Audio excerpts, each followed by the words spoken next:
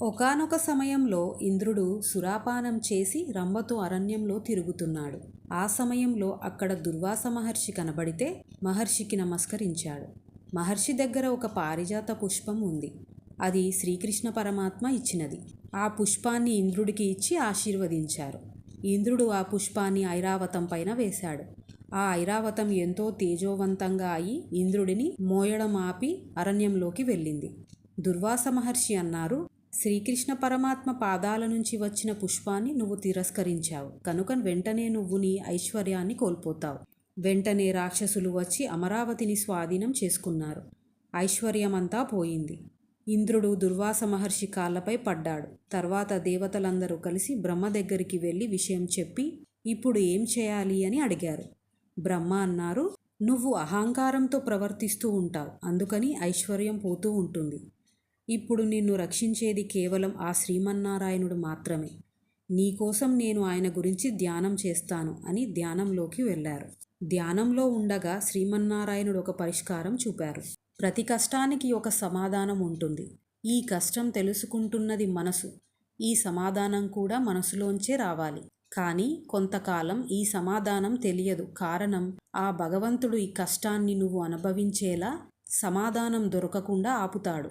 కొంతకాలానికి ఈ మనస్సుకి సమాధానం దొరుకుతుంది. కష్టాన్ని తట్టుకునే శక్తి ఉండాలంటే ధ్యానం చేయాలి. బ్రహ్మ అన్నారు, భగవంతుడు ఎవరికి శాశ్వతంగా శత్రువు కాదు, మిత్రుడు కాదు.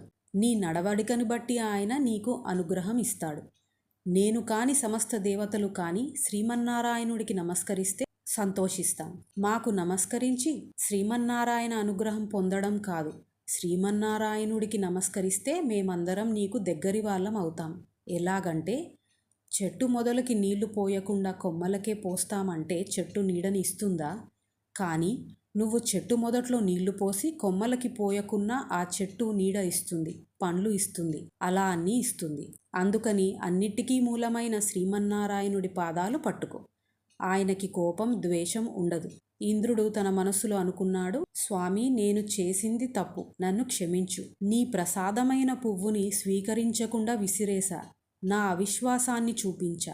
ఇంద్రుడు పశ్చాత్తాపానికి శ్రీమన్నారాయణుడు సాకార రూపంతో ప్రత్యక్షమయ్యారు. అందరూ నమస్కరించారు. అందరి తరపున బ్రహ్మ అన్నారు, స్వామి, నువ్వు ఇక్కడ అక్కడ అనకుండా నువ్వు అంతటా ఉంటావు. అది ఎలాగంటే శరీరం నిలబడడానికి కావలసిన అన్నం పరబ్రహ్మ స్వరూపం. ఈ అన్నం భూమి నుంచి వచ్చింది. అన్నం ఎలా పరబ్రహ్మ స్వరూపమో భూమి కూడా పరబ్రహ్మ స్వరూపం. అమృతం ఎలా ఉంటుందో, ఎలా తయారు చేస్తారో ఎవరికీ తెలియదు. కానీ ఆవు పాలు అమృతంలా శరీరాన్ని నిలబెడుతుంది. గడ్డి పరకర్లు తిని ఎక్కడో ప్రవహిస్తున్న మురుగునీరు కుడితి తాగి అమృతం లాంటి పాలు ఇస్తుంది. అందుకని ఆవు అమృతంతో సమానం. ఎండిపోయిన కర్రలో అగ్నిని చూడగలిగినట్లు అలా అంతటా ఉన్నది నువ్వే. శ్రీమన్నారాయణుడు సంతోషించి ఇంద్రుడితో అన్నారు, ఈ శరీరానికి యవ్వనం పోకుండా, మృత్యు రాకుండా, ప్రళయకాలంలో లీనమై వృద్ధాప్యం రాకుండా, ఐశ్వర్యం పోకుండా, అనారోగ్యం రాకుండా, నిరంతరం తేజస్సుతో భూమిపై పాదం ఆనకుండా ఇన్ని శక్తులు ఇచ్చే అమృతాన్ని మీకు ఇస్తాను. మీరు దీనికోసం ఏం చేయాలంటే, మీరు క్షీరసాగరంలోకి అనేక ఔషధాలు, గడ్డి, పూలు తీసుకువచ్చి ఇవన్నీ పాలసముద్రంలో వేయండి. మందర పర్వతాన్ని కవ్వంలా ఉపయోగించడానికి పాలసముద్రంలో దించండి. తిప్పడం కోసమని వాసుకిని తాడులా చుట్టండి. దేవతలు, దానవులు చెరోవైపు పట్టుకుని తిప్పండి. మీకు ఐశ్వర్యం లేదు కాబట్టి దానవులు మీ మాట వినరు. అందుకని వారితో స్నేహం చేయండి. భగవంతుడికి దేవతలు, రాక్షసులు అని భేదం ఉండదు. కానీ దేవతలు ఏది సాధించినా భగవంతుడి అనుగ్రహం అంటారు. సాధించలేకపోతే భగవంతుడి పాదాలు పట్టుకుంటారు. అందుకని దేవతలు అయ్యారు. రాక్షసులు ఏదైనా సాధిస్తే నా వల్ల జరిగింది అని అహంతో ఉంటారు. సాధించలేకపోతే భగవంతుడిని దూషిస్తారు. అందుకే రాక్షసుడు అయ్యారు. ఇలా వాసుకిని తిప్పితే అమృతం వస్తుంది. కానీ మొదట హాలాహలం వస్తుంది. భయపడకండి, అలాగే చిలకండి. ఎన్నో గొప్ప గొప్ప వస్తువులు వస్తాయి. మనసు పారేసుకోకండి. నేను ఇస్తే తీసుకోండి, లేదంటే వదిలేయండి. ఇలా మీరు మొదలు పెట్టండి. భగవంతుడు చెప్పిన దానిపై నమ్మకం పెట్టుకొని దేవతలు తప్పకుండా స్వామి అని బయలుదేరారు. త్వష్ట ప్రజాపతి దగ్గరికి వెళ్ళి మందర పర్వతం కింద తవ్వి పర్వతం తీయడానికి ఒక పారని తయారు చేయమన్నారు. త్వష్ట ప్రజాపతి తయారు చేశారు. పర్వతం చుట్టూ తవ్వితే ఒక పెద్ద గుంత ఏర్పడింది. ఇప్పుడు కొన్ని తాడ్లు పర్వతం చుట్టూ వేసి అటూ ఇటూ ఊపుతున్న సమయంలో పర్వతం ఒకవైపు పడి అక్కడ ఉన్న కొంతమంది దేవతలు చనిపోయారు. మిగిలిన వారు అనుకున్నారు, అయ్యో, శ్రీ మహావిష్ణువు మనల్ని పర్వతం తీసి పాలసముద్రంలో పెట్టమంటే వెంటనే వచ్చాం, కానీ ఈ పర్వతం ఎలా ఎత్తాలో ఆయన్నే అడగాల్సింది. అప్పుడు స్వామి మనకు చెప్పేవారు అని అనుకుంటుంటే అక్కడికి గరుడ వాహనంలో శ్రీమన్నారాయణుడు వచ్చి మందర పర్వతాన్ని తన చేతితో బంతిలా ఎత్తి పాలసముద్రం మధ్యలో పెట్టారు. దీన్ని నునుపుగా కొంచెం చెక్కి వాసుకిని మధ్యలో చుట్టారు. దేవతలందరూ తలని పట్టుకోమన్నారు, రాక్షసులందరినీ తోక పట్టుకోమన్నారు. దేవతలు మొదట్నుంచి శ్రీమన్నారాయణుడు ఏది చెబితే అది విన్నారు, దేనికి ఎదురు ప్రశ్న వేయలేదు. కానీ రాక్షసులు అన్నారు, రాజ్యం మాది, మేము మహాతపస్సు చేసిన వాళ్ళం, పరిపాలకులం, మేము తోక పట్టుకోవడం ఏమిటి, మేము తల పట్టుకుంటాం. శ్రీమన్నారాయణుడు దేవతలతో అన్నారు, తల వాళ్ళకి ఇచ్చి మీరు తోక పట్టుకోండి. అలా వాసుకిని పట్టుకొని తిప్పడం మొదలుపెట్టారు. దేవతలంతా ఒక దిక్కు పరిగెట్టి ఆగాక రాక్షసులు ఇంకో దిక్కు పరిగెట్టి ఆగడం. అలా తిప్పే సమయంలో పర్వతం అటూ ఇటూ కదులుతూ పెద్ద పెద్ద కెరటాలు, నురుగు, అందులోని చేపలు, తాబేలు ఎగిరిపడడం, కొన్ని అందులో చనిపోవడం, ఆ రాపిడికి పెద్ద పెద్ద శబ్దాలు వస్తున్నాయి. ఇదేదో చాలా బాగుంది అని ఎవరికి ఇష్టం వచ్చినట్లు వారు తిప్పేసరికి పర్వతం జారి సముద్రం కింద పడిపోయింది. పాము మాత్రమే వారి చేతుల్లో ఉంది. అందరూ శ్రీమన్నారాయణుడిని చూసి, ఇప్పుడు ఏం చేయాలి స్వామి అన్నారు. శ్రీమన్నారాయణుడు ఆదికూర్మావతారంగా పెద్ద ఆకారంగా మారి సముద్రం లోపలికి వెళ్లి మందర పర్వతాన్ని తన వీపుపై పెట్టుకున్నారు. పర్వతం పైకి లేచింది. వాసుకిని పర్వతంకి చుట్టారు. మళ్ళీ చిలకడం మొదలుపెట్టారు. పెద్ద పెద్ద చప్పుళ్ళు చేస్తూ సంతోషంగా చిలుకుతున్నారు. అందులోంచి మొదటిగా హాలాహలం వచ్చి దేవతలని, రాక్షసులని తరుముతుంది. అందరూ పరిగెడుతున్నారు. హాలాహలానికి జంతువులు మాడిపోతున్నాయి, లోకాలు తల్లడిల్లుతున్నాయి. పరిగెడుతూ కైలాసంలో ఉన్న పరమశివుడు అంతఃపురం ముందు అందరూ రక్షించమని మహాదేవుడిని అర్థిస్తున్నారు. పరమశివుడు బయటకి వచ్చి ఏమైంది అని అడిగారు.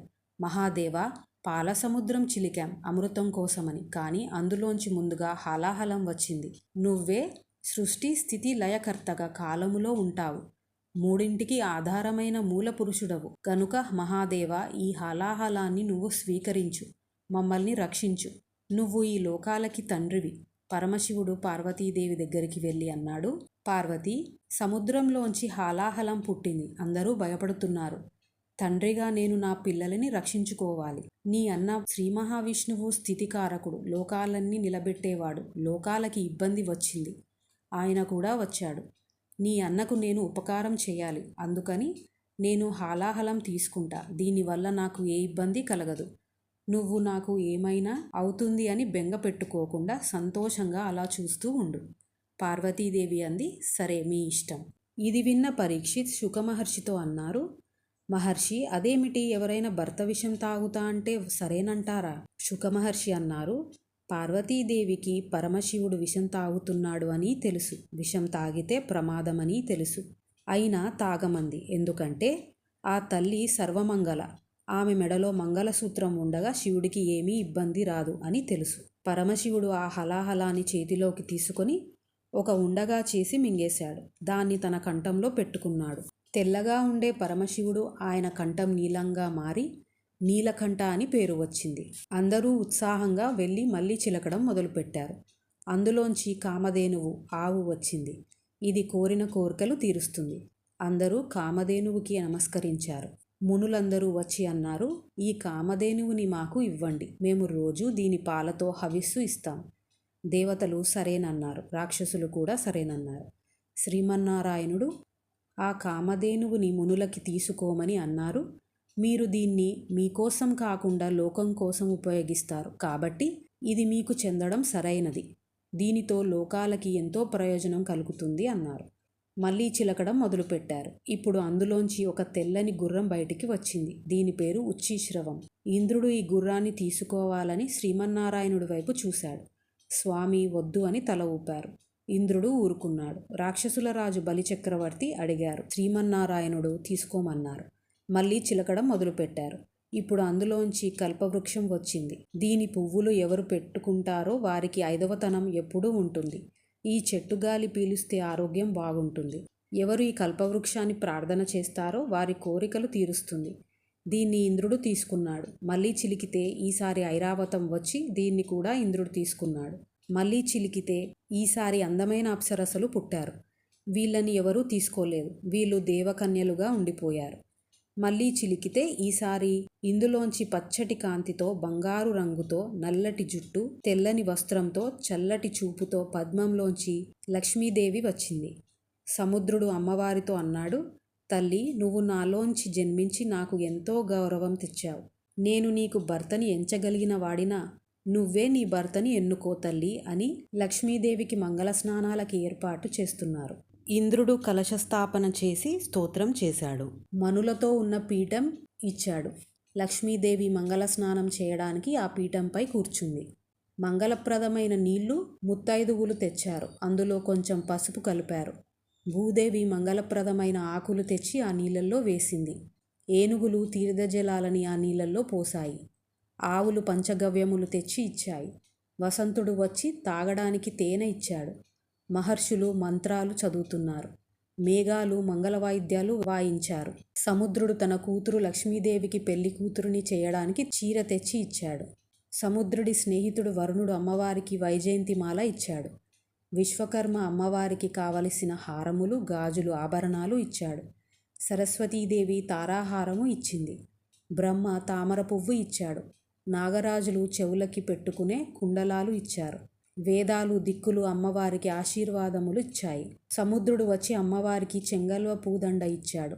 స్వయంవరానికి అమ్మవారు దండ పట్టుకొని అందరినీ చూస్తూ అనుకుంటుంది, ఆడదానికి ముఖ్యమైనది 5వతనం. బ్రహ్మని చూసి ఈయన 5 తలలలో ఒక తల పడిపోయింది. పరమశివుడిని చూసి ఈయనకి ఒక భార్య ఉంది, ఈమెతో నాకు సవతిపోరు ఎందుకు? ఇంద్రుడిని చూసి ఈయన దగ్గర చాలా వైభవం ఉంది, కానీ తప్పు పనులు చేసి వైభవం పోగొట్టుకుంటాడు.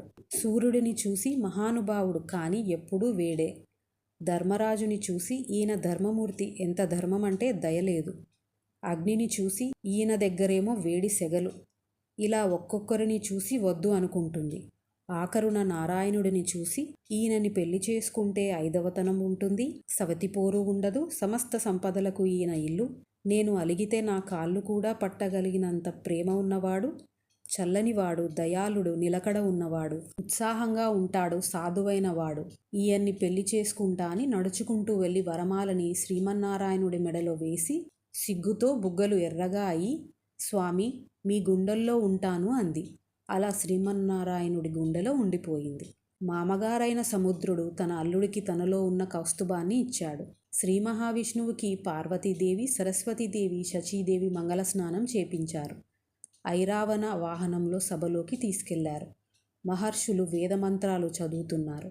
లక్ష్మీదేవి మెడలో శ్రీమన్నారాయణుడు మంగళసూత్రాలు కట్టారు. అక్కడ ఉన్నవాళ్ళు ఆనందంతో ఆశీర్వదించారు. మళ్ళీ క్షీరసాగర మదనం మొదలుపెట్టారు. చాలా సమయం తర్వాత అందులోంచి పచ్చని పట్టు వస్త్రం, శంఖచక్ర గదలతో ఆయుర్వేద వైద్య శాస్త్రానికి అధిదేవత అయిన ధన్వంతరి వచ్చారు.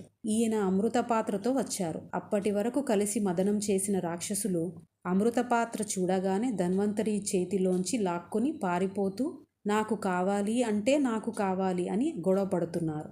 దేవతలు మాత్రం అక్కడే కూర్చుని శ్రీమన్నారాయణుడిని ధ్యానిస్తూ, స్వామి నువ్వే మాకు దిక్కు, మాకు అమృతంలో భాగం కావాలి, మేము యోగ్యులమైతే మమ్మల్ని అనుగ్రహించి అమృతం ఇప్పించు.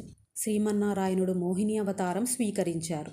మోహిని అవతారం ఎంత అందంగా ఉందంటే కామమోహితమైన పురుషులు బలహీనులై ఈమెని చూసి అదుపు తప్పి పడిపోతారు. రాక్షసులందరూ ఎక్కడి వాళ్ళు అక్కడ ఆగిపోయి ఎవరు ఈమెని వశం చేసుకోగలమని ఒకరిని మించి ఒకరు అందంగా మాట్లాడుతూ వెంటబడుతున్నారు.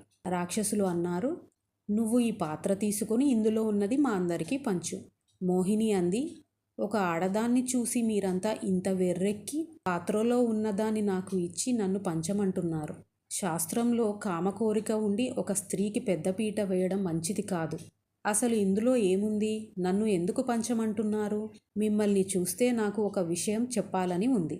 తన ధర్మపత్ని యందు ప్రేమ ఉండడం ఎప్పుడూ దోషం కాదు, కానీ కనబడిన ప్రతి స్త్రీ యందు అర్థం లేనటువంటి భావన పెంచుకోవడం ఎంత ప్రమాదకరమంటే, మీరు నన్ను ఎలా వశం చేసుకోవాలనుకుంటున్నారో అలాగే ఒక స్త్రీ కూడా మోసగత్తెగా వచ్చి ఉంటే రేపు నేను మిమ్మల్ని మోసం చేశాను అని అనొద్దు. అందమైన ఆడదాన్ని, నేను ఏది మాట్లాడినా అందంగానే ఉంటుంది. అసలు ఈమె ఎందుకొచ్చిందో అని నన్ను అనొద్దు. మీరు ఈ పాత్ర నాకు ఇచ్చాక నేను మాయమైపోతే బాగా ఆలోచించుకోండి. రాక్షసులు వద్దంటే మోహిని ఎక్కడ వెళ్ళిపోతుందో అని నువ్వే పంచాలి అన్నారు. మోహిని అమృత పాత్ర తీసుకుంది. మీరందరూ చక్కగా స్నానం చేసి వచ్చి రాక్షసులందరూ ఒకవైపు, దేవతలంతా ఒకవైపు కూర్చోండి. ఒక్కరు కూడా ఎందుకిలా అని అడగలేదు. మోహిని దేవతలకి అమృతం పోసి రాక్షసులకి తన శరీర భాగాలు కనపడేలా మైమరపించి బయట సర్దుకుని మళ్ళీ దేవతలకి అమృతం పోసి రాక్షసులకి అమృతం పోయకుండా తన అందంతో మైమరిపించింది. దేవతలు ఈమె అందాన్ని చూసి అదుపు తప్పలేదు. కానీ రాక్షసులు కామంతో మోహిని శరీరం చూడడం తప్ప అమృతం వైపు చూడడం లేదు. రాక్షసులలో ఒక్క రాహువు ఇది గమనించి ఈమె మమ్మల్ని మోసం చేస్తుంది అని దేవతల వైపు వెళ్ళి కూర్చున్నాడు. మోహిని సూర్యచంద్రులకి అమృతం పోసి వీరి పక్కన ఉన్న రాహుకి పోస్తూ ఉంటే సూర్యచంద్రులు సైగ చేసి ఈయన రాక్షసుడు అని చెప్పారు. అయినా అమృతం పోసింది. రాహువు అమృతం నోట్లోకి వేసుకున్నాక దాన్ని మింగకముందే శ్రీ మహావిష్ణువు సుదర్శన చక్రం వేసి గొంతు కోశాడు. అమృతం నోట్లో ఉంది కాబట్టి తలకి మృత్యువు లేదు. శరీర కింది భాగం పడిపోయింది. మృత్యువు లేదు కాబట్టి బ్రహ్మ రాహువుకి నవగ్రహాలలో ఒక గ్రహంలా చోటు ఇచ్చాడు. సైగ చేసి చెప్పినందుకు సూర్యచంద్రులని రాహువు గ్రహణ రూపంలో ఇప్పటికీ పట్టుకుంటాడు. దీని తర్వాత మిగిలిన దేవతలందరికీ అమృతం పోసి రాక్షసుల వైపు తిరిగి ఖాళీ పాత్రను చూపించింది. రాక్షసులందరూ ఒక్క మాట కూడా మోహినిని అనకుండా దేవతలతో యుద్ధం మొదలుపెట్టారు. మోహిని అవతారం మాయమైంది. దేవతలు గెలిచారు. క్షీరసాగర మదనం యొక్క అర్థం చాలా లోతైనది. మనం పాల సముద్రం లాంటి వాళ్ళం. అమృతం పొందడం అంటే ఇందులో శాంతి పొందడం. మనలో శాంతి ఉండదు. ఎందుకంటే మనం ఏది తెలుసుకోవాలో అది తెలుసుకోకుండా లోకమంతా తిరుగుతాం.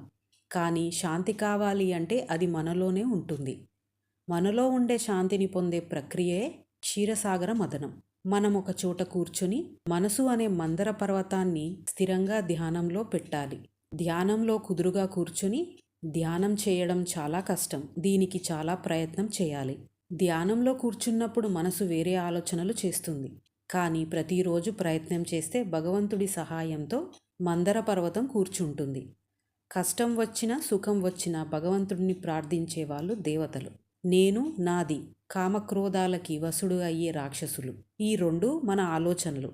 ఇవి చెరోపక్క లాగుతూ ఉంటుంది. మన మనసు ధ్యానంలో స్థిరంగా నిలబడే ప్రయత్నం చేస్తుంది. ఇందులోంచి హాలాహలం వస్తుంది. ఎందుకంటే మన మనసు అంత తొందరగా వినదు. అప్పుడు భగవంతుడి పాదాలు పట్టుకొని నా మనసు కుదురుగా ఉండి ధ్యానం చేసేలా చూడమనాలి. మళ్ళీ పర్వతం జారినట్టు మన మనసు జారుతుంది. మళ్ళీ భగవంతుడిని ప్రార్థించాలి. అలా ఉత్సాహంగా క్షీరసాగర మథనం చేస్తాం. అంటే రోజు ధ్యానంలో కూర్చుంటాం. ఇలా చేస్తూ పోతే మనకు కొన్ని సిద్ధులు వస్తాయి. కొన్నింటిని ఇతరులకి ఇవ్వాలి. ఇంకొన్ని మనం సరైన పద్ధతిలో ఉపయోగించడానికి తీసుకోవాలి. మరికొన్ని వద్దు అనగలగాలి. ఇలా ధ్యానించగా లక్ష్మీ కటాక్షం పొందుతాం. దరిద్రం పోతుంది. చివరికి అమృతం వస్తుంది. కానీ ఈ అమృతం దక్కుతుందని నమ్మకం లేదు. ఎందుకంటే మనలో ఇంకా కామక్రోధం అనే రాక్షసులు ఉన్నందున మనం భగవంతుడి పాదాలు పట్టుకొని ఎప్పుడైతే మోహిని అనే మాయని ఛేదించి అప్పుడు ధ్యానము నుంచి శాంతిని పొంది మోక్షం పొందుతాం. ఇదే అమృతం పొందడం. ఇదే క్షీరసాగర మదనం యొక్క అర్థం.